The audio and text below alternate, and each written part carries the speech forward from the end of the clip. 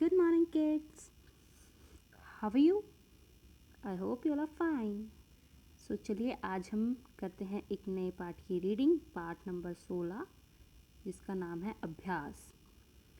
तो चलिए नए शब्दों से शुरुआत करते हैं। कुछ कठिन शब्द दिए हुए हैं यहाँ पर, उनसे हम शुरुआत करते हैं। गुरुकुल। गुरुकुल जो हमारा, जैसे आपके स्कूल होते हैं ना, तो पहले क्या होता था, स्कूल्स नहीं होते थे, तो क्या होते थे, उनकी जगह गुरुकुल होते थे और वहाँ पर आपको शिक्षा दी जाती थी। मतलब जो आपके दादा के टाइम है या उनसे भी पहले वाले लोग हैं, तो उनको गुरुकुल में शिक्षा दी जाती थी। लोग वहाँ पर जो है पढ़ने जाते थे, उनको हर तरीके की वहाँ पर शिक्षा दी जाती थी, चाहे वो पढ़ाई हो, चाहे वो स्पोर्ट्स हो, सब कुछ उनको वहीं कराया जाता था। उनके गुरु उनको वहाँ कराते थे। गणित। गणित का मतलब होता है मैथ्स, जो आप डेली पढ़ते हो। औरत। औरत का मतलब होता है लेडी, महिला। निशान। निशान का मतलब आप सभी को पता है, किसी भी चीज़ का निशान, चिन्ह जिसे भी बोलते हैं। विद्वान। विद्वान मतलब जिसके पास बहुत सारा ज्ञान है, बहुत जो ज्ञानी होते, जैसे गुरुकुल के अंदर जितने भी शिक्षक होते थे वो बहुत विद्वान होते थे। तो आइए पढ़ते हैं। आओ आज तुम्हें बहुत पुरानी कहानी सुनाते हैं। उन दिनों स्कूल नहीं होते थे, स्कूल की जगह गुरुकुल होते थे। बच्चे वहीं पढ़ने जाते थे, रात दिन वहीं रहते थे। पढ़ाई पूरी होने पर घर आते थे। बीच बीच में छुट्टियां होती थी। वहाँ गरीब अमीर सब एक साथ पढ़ते थे। उन्हें पढ़ाने वाले गुरु भी वहीं रहते थे। ऐसे ही एक गुरुकुल में बोप देव रहता था। वह गरीब माँ बाप का बेटा था। तो क्या बता रहे हैं इसके अंदर, आपको एक पुरानी कहानी के बारे में बता रहे हैं, और उस कहानी में क्या है, एक गुरुकुल है। जैसे आपके स्कूल होते हैं, आप डेली घर चले जाते हो ना बेटा स्कूल से, पर पहले ज़माने में ऐसा नहीं होता था। पहले ज़माने में क्या होता था, एक गुरुकुल होता था जहाँ पर बच्चों को पढ़ने के लिए भेजा जाता था, और जब उसकी पढ़ाई पूरी होती थी तभी वो वहाँ से वापस आता था, या बीच में कभी उनको 1 दिन की 2 दिन की कोई त्यौहार पर छुट्टी मिल जाती थी तो वो तभी वापस आते थे। अभी तो आप सुबह जाते हो और शाम को अपने घर वापस, है ना, स्कूल में। लेकिन पहले ऐसा नहीं होता था। वहाँ पर अमीर गरीब सारे लोग एक ही साथ पढ़ते थे, उनको एक ही शिक्षक जो है वो पढ़ाता था, और उनके जितने भी गुरु होते थे वहाँ पर, जो उनको अलग अलग चीज़ों का ज्ञान देते थे, वो सभी वहाँ भी उन्हीं के साथ रहते थे। ठीक है। ऐसे ही एक गुरुकुल में एक बोप देव रहता था। अभी जो बोप देव है वो एक लड़के का नाम है, और वो क्या था, वो गरीब था क्योंकि उसके माँ बाप जो हैं गरीब थे। तो चलिए आगे पढ़ते हैं। बोप देव जो भी पढ़ता उसे कुछ समझ नहीं आता था। गणित से उसे बहुत डर लगता था। जो कुछ उसे पढ़ाया जाता वह कुछ नहीं समझ पाता। उसे रोज डांट पड़ती। वह हर समय सहमा सहमा रहता। निराश होकर एक दिन को उसने गुरुकुल छोड़ दिया। चलते चलते वह एक गांव में पहुंचा। सुबह हो चुकी थी। तो यहाँ पर क्या हुआ, जो बोप देव था, बच्चा था जो एक, वो भी ना गुरुकुल में पढ़ता था, लेकिन वो जो कुछ भी पढ़ाया जाता था उसको, जो उसके टीचर्स उसको पढ़ाते थे, उसको कुछ भी याद नहीं रहता था। और मैथ से तो उसको बहुत ही ज़्यादा डर लगता था। जैसे कुछ बच्चों को अभी भी लगता है ना मैथ से डर। मैथ्स का काम वो बड़ा मन मार के करते हैं, लेकिन कुछ बच्चे जो है मैथ्स का काम बहुत अच्छे से करते हैं। तो ऐसे ही जो बोप देव था, उसे तो मैथ्स से इतना डर लगता था कि वो बिल्कुल मैथ्स करके खुश ही नहीं था। उसको जो पढ़ाया जाता था उसको उसके बारे में कुछ भी समझ में नहीं आता था।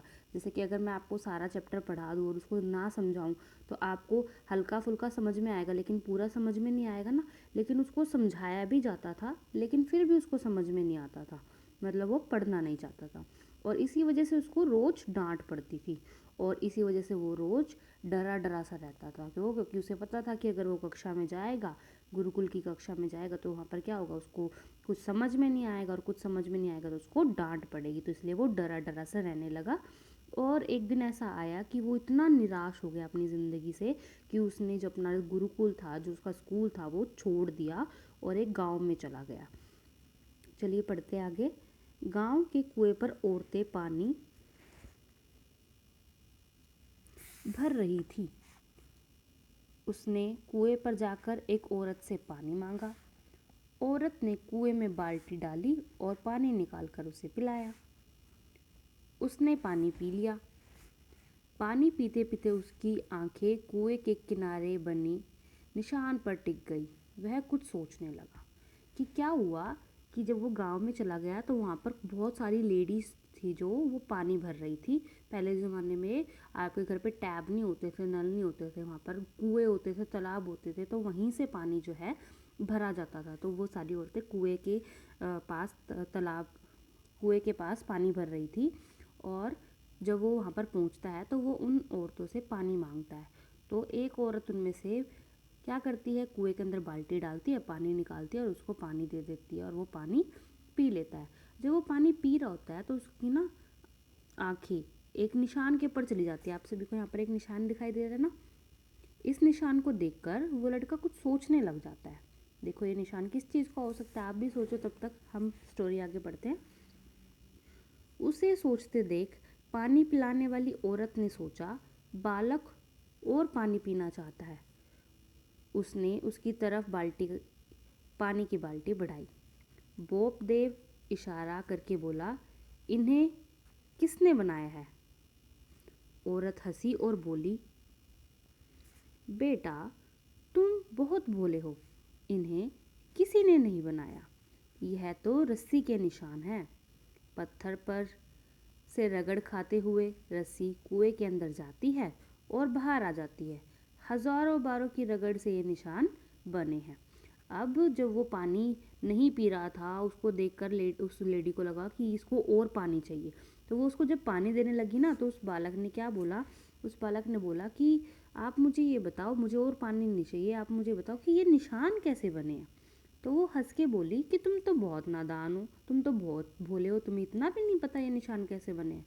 तो वो उसे समझाती है कि ये निशान ना इस रस्सी की वजह से बने हैं। अब देखो रस्सी तो कितनी क्या है, सॉफ्ट है एक तरीके से। अगर मैं पत्थर की बात करूँ, पत्थर कितना मजबूत है और रस्सी कितनी हल्की है, और हल्की रस्सी से भी इतने ज़्यादा निशान बन गए। तो वो उसको समझाती है कि जब हम इसके अंदर पानी की बाल्टी फेंकते हैं और वापस निकालते हैं, तो जब ये प्रोसेस चलता रहता है तो क्या हो जाता है, ये पत्थर घिस घिस के यहाँ पर निशान पड़ गए हैं। ये हजारों बार की रगड़ से निशान बने हैं। यह सुनते ही वह सोचने लगा, जब रस्सी की रगड़ से पत्थर पर निशान बन गए तो मैं बार बार के अभ्यास से अपना पाठ याद क्यों नहीं कर सकता। मैं अब गणित का सवाल बार बार हल करूँगा। जो नहीं समझ में आएगा तब तक अभ्यास करूँगा जब तक वह समझ में आए। बोप देव गुरुकुल में लौट आया। वह अभ्यास करने लगा। वही बोप देव बाद में बड़ा विद्वान बना।